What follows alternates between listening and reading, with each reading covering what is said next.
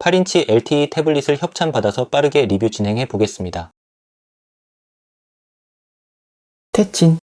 국내 8인치 태블릿 시장은 고가는 아이패드 미니, 중가는 레노버 리전탭 Y202세대, 저가는 올듀큐브 제품이 시장을 선점하고 있습니다. 오늘은 국내 잘 알려지지 않은 헤드울프 업체를 소개해 드릴게요. 2016년 설립되어 전자제품 개발, 생산하고 있고 판매는 주로 아마존, 알리익스프레스, 라쿠텐에서 진행하고 있습니다. 주력 제품은 F패드, W패드, H패드 시리즈가 있는데 제공받은 제품은 최근에 출시한 F패드5입니다. 제품을 개봉하면 태블릿이 보이고요. 안쪽을 보면 설명서가 두툼하네요. 이런 두꺼운 설명서 오랜만에 보는 것 같습니다. 이 제품이 국내 정식 발매된 제품이 아닌데 한국어 설명서가 있습니다. 국내 사용자들을 배려한 점이 좋습니다. 유심 트레이 제거 핀이 있고요. USB A to-C 케이블이 동봉되어 있습니다. 그리고 5.0V의 2A 충전기도 제공해주네요. 저속 충전기라서 이북 단말기 충전할 때 사용하면 좋을 것 같습니다. 태블릿 제품을 개봉하면 카메라에 시선이 갑니다. 경쟁사 올드큐브 제품보다 성능 좋은 카메라를 사용한 것 같네요. 우측에는 볼륨 버튼과 전원 버튼이 있습니다. 아래쪽에 스테레오 스피커, 타입C 전원 포트는 18W 고속 충전을 지원합니다. 좌측에 유심 트레이가 보입니다. 그리고 올드큐브 제품과 동일하게 모퉁이에 이어폰 잭이 있습니다. 위에는 아무것도 없습니다. 후면은 16메가픽셀 카메라입니다. 동영상은 최대 2K 해상도까지 촬영 가능합니다. 전면은 8메가픽셀 카메라입니다. 전면 동영상은 최대 FHD 해상도까지 촬영 가능합니다. 동영상 촬영 시 손떨림 보정이 자동차, 꺼짐, 50Hz, 60Hz 선택 가능합니다. 저번에 리뷰했던 아이플레이 50 미니 프로 제품도 보여드릴게요. 사진 촬영은 F패드5는 16메가픽셀 촬영이고 아이플레이 50 미니 프로는 13메가픽셀 촬영입니다. F패드5는 풀의 텍스처를 보면 해상도가 뭉개지는 느낌이고 아이플레이 50 미니 프로는 샤픈이 강하게 들어간 느낌입니다. 확대하면 이런 느낌이고 색감과 샤픈에서 느낌이 많이 다릅니다. F패드5의 16메가픽셀 카메라와 LED 플래시는 경쟁사 대비 활용도에서 강점이 될 수 있습니다. 기본 보호 필름은 부착되어 있습니다. 무게는 330g입니다. 아이플레이 50 미니 무게는 307g입니다. 지금 329g으로 표기되는 이유는 후면에 철판을 부착해서 무게가 증가했습니다. 이것도 저번에 리뷰했는데요. 3mm 두께 태블릿 거치대 에르고미 RS 메가입니다. 원래 사용하던 에르고미 메탈 플레이트는 별도로 판매하지 않아서 모프트 스냅 태블릿 스티커로 부착했는데요. 에르고미 메탈처럼 강력하게 부착되진 않지만 8인치 태블릿 거치하는 데는 충분한 부착력을 제공해주고 두께도 더 얇아서 두 회사 제품을 조합해도 괜찮습니다.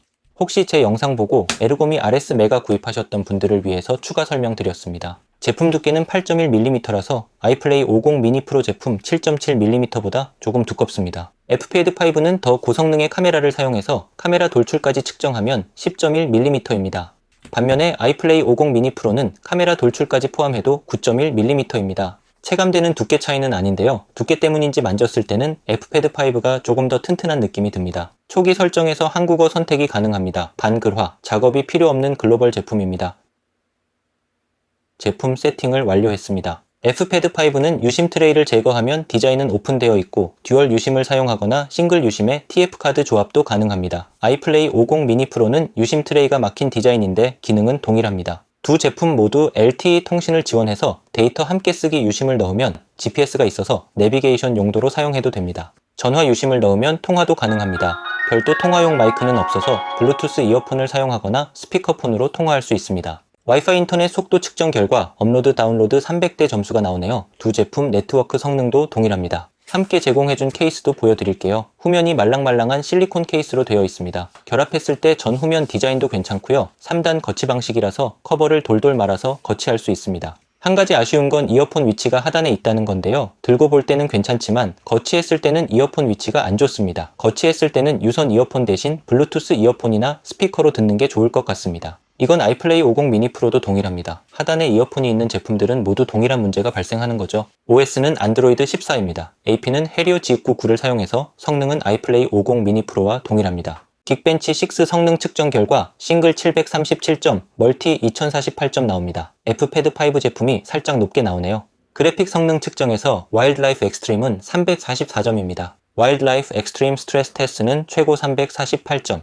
최저 345점, 안정성 99% 높게 측정이 되었습니다. 측정 과정에서 발열은 실내 온도에도 영향이 큽니다. 현재 실내 온도는 25도 환경에서 측정이 진행되었습니다. F패드5는 전면 온도가 38도 나오는데 아이플레이 50 미니 프로는 40도까지 측정이 됩니다. 후면은 두 제품 모두 35도 정도로 차이는 없습니다. 대부분의 테스트에서 Fpad5 제품이 소폭 높게 측정이 되었습니다. 그 외 테스트 결과는 더보기에 링크로 올려드리겠습니다. Fpad5는 램 8GB, 저장 공간 128GB입니다. 아이플레이 50 미니 프로는 램 8GB, 저장 공간 256GB입니다. 디스크 성능 측정 결과 읽기 1322MB/s, 쓰기 1328MB/s 나옵니다. 두 제품 간 속도 차이는 없습니다. 메모리는 가상램 최대 8GB까지 설정이 가능해서 옵션을 켜주면 물리램 8GB에 가상램 8GB로 최대 16GB까지 사용할 수 있습니다. 아이플레이 50 미니 프로도 동일합니다. 디스플레이는 8.4인치에 해상도는 1920x1200 동일한 해상도를 갖고 있습니다.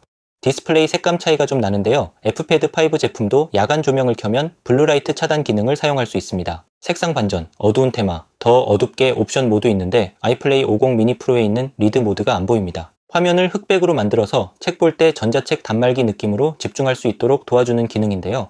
Fpad5는 색상 보정이 동일 기능으로 보입니다. 처음 켜면 특정 색이 과장되게 보이는데 이건 설정에 들어가서 그레이스케일로 변경해주면 다음부터는 색상 보정만 눌러주면 흑백 화면으로 조정이 됩니다. Fpad5는 와이드바인 L1을 지원해서 넷플릭스 고화질 영상 시청이 가능합니다. 아이플레이 50 미니 프로는 초기 판매 제품은 와이드바인 L3 지원이었다가 나중에 판매되는 제품은 와이드바인 L1을 지원하게 되었습니다. 올더큐브는 출시되고 바로 구입한 얼리어답터 모듈을 호구로 만들어버렸던 회사로 안 좋은 이미지가 남을 것 같습니다. 아무튼 지금 시점에 구입하면 두 제품 모두 와이드바인 L1을 지원해서 영상 시청에 강점이 있습니다. 둘 다 기본 필름을 제공해 주는데 아이플레이 50 미니 프로는 기본 필름이 터치감도 안 좋고 화질도 안 좋아서 제거하고 사용하고 있습니다. Fpad5에 부착된 기본 필름도 터치감도가 썩 좋아 보이지는 않습니다. 예전에 아이플레이 50 미니 리뷰할 때 필름을 제거하기 전에는 P3 62% 측정되었는데 필름을 제거하니까 P3 76% 측정되는 걸 보여드렸죠. Fpad5 필름을 제거해보고 테스트해볼게요. 왼쪽이 필름을 제거한 상태고 오른쪽이 필름이 부착된 상태입니다. 확실히 필름을 제거하니까 한결 좋아졌습니다. 그런데 제거해도 올더큐브 제품처럼 드라마틱하게 변화된 것 같지는 않네요. 측정 결과를 보면 Fpad5는 필름 제거하기 전후 모두 sRGB 78%, P3 59% 측정이 되었습니다. 그래서 Fpad5는 필름 문제라기보다는 색상 정확도가 아이플레이 50 미니 프로 제품보다 부족합니다. 디스플레이 옵션에 색상 조정으로 이동하면 Fpad5는 기능이 잠겨 있습니다. 아이플레이 50 미니 프로는 자연스럽게, 생생하게, 강렬하게 색상 자동 조절 4가지 옵션이 보입니다. 그래서 헤드울프 업체에 펌웨어 업데이트 일정을 알려달라고 문의했는데 Fpad5 색상은 고정되어 있으며 조정을 지원하지 않는다고 합니다. 아이플레이 50 미니 프로 색상이 더 화사하게 표현돼서 Fpad5 제품도 색상 조정이 가능하도록 추후 개선해줬으면 좋겠습니다. 잠깐만요. 아이플레이 50 미니 프로 제품이 더 좋다고 말하기에는 아직 이릅니다. 아이플레이 50 미니 프로는 영상 감상하기에는 빈약한 사운드가 문제였습니다. 두 제품의 사운드를 측정한 결과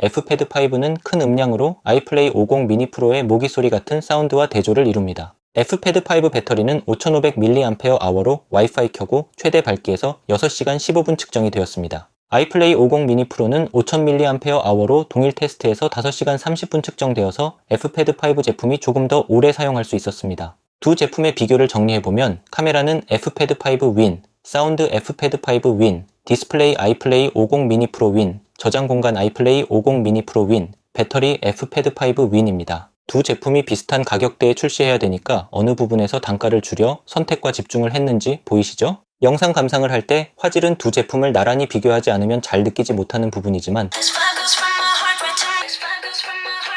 사운드는 바로 체감이 되잖아요. Fpad5 제품은 아이플레이 50 미니 프로에 부족했던 카메라 성능과 사운드를 보강하면서 비교하기 전에는 모르는 디스플레이 부분에서 단가를 낮춘 제품입니다. 아이플레이 50 미니 프로와 동급 성능에 서로 다른 장점을 가지고 있는 제품입니다. 8인치 LTE 태블릿을 찾는 수요는 꾸준히 있습니다. 지하철과 같은 대중교통을 이용할 때는 10인치는 거추장스럽고 스마트폰으로 보자니 강의 같은 영상은 글씨들이 안 보이고, 이럴 때 8인치를 사용해보면 이 크기의 수요가 왜 꾸준히 발생하는지 납득이 되실 거예요. 블루투스 이어폰 배터리가 부족할 때 유선 이어폰을 사용할 수 있다는 점도 좋았습니다. Fpad 5 제품은 주로 일본에서 많이 소개되는 것 같은데요. 국내에도 다양한 제품들을 지속적으로 출시해 주기를 기대해 봅니다. 시장에 경쟁 제품이 늘어나고 소비자의 선택이 폭이 넓어질수록 제품 가격 경쟁과 품질은 올라가게 되어 있습니다. 그리고 삼성전자도 8인치 LTE 태블릿에도 신경 써줬으면 좋겠습니다. 오늘 준비한 내용은 여기까지입니다. 다음에 또 봐요.